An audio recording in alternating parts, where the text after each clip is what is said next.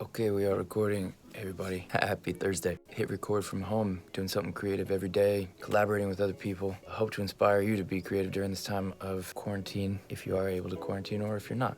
Creativity is good either way. And we're making a show documenting this whole thing. So that's cool. Just announced that yesterday. Also, yesterday was Earth Day.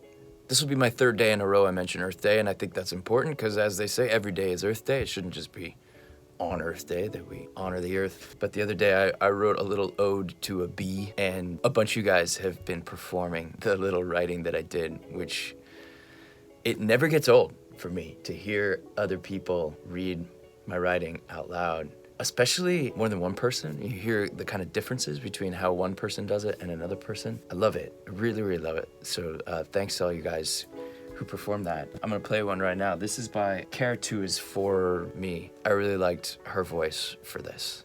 She goes about her day, working hard, making her deliveries, bringing home the sugar. She's a team player. She's pragmatic, but she also sees fireworks coming out of every flower. And yeah, she stings, but just in self-defense. If only everyone holding weapons in the name of defense were so honest. Just one of the bees. Care 2 is my L for me. I actually recognized that name when I saw it in the contributions because I remixed a piece of her writing. This is a cool thing to, you start to get a picture of somebody.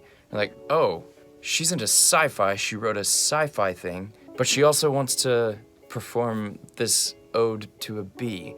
Now I've collaborated with this person twice, and I want to know even more about her because you start to flesh out who it is. And I would love to see her contribute to the Create Together project, to talk about where you are, where you're from. You're clearly being impacted by the pandemic, but you're living somewhere very different than I'm living in the Philippines. I would love to hear about that and love to hear how people there are dealing with it, how the government's dealing with it, and how you're dealing with it. Because yeah, based on your sci-fi writing and then your voice, talking about a bee, I want to know more about you. Speaking of voice acting, today I did some voice acting. The project is called Mirrors. It's a short film project started by Bell Arts, and it's based on this piece of writing by KaylaMax. I liked the writing, so I gave it a read. Here, I'll play it for you. It's a lot more difficult to see something how it isn't than to tell it exactly how it is. A mirror shows you whatever you choose to see. If you choose to see your reflection exactly how it is, that is how it stays. But I say, choose to see something else. See something that isn't there. See something you wish was there, something that used to be there. See something that isn't. Because now you've got something to think about, something to aspire to, something to remember. Now there is space to create. A mirror reflects, and if you choose to see the reflection as one-dimensional, you contain yourself in one dimension. But if you can choose what to see in the mirror, you can choose to create yourself. Choose your reflection.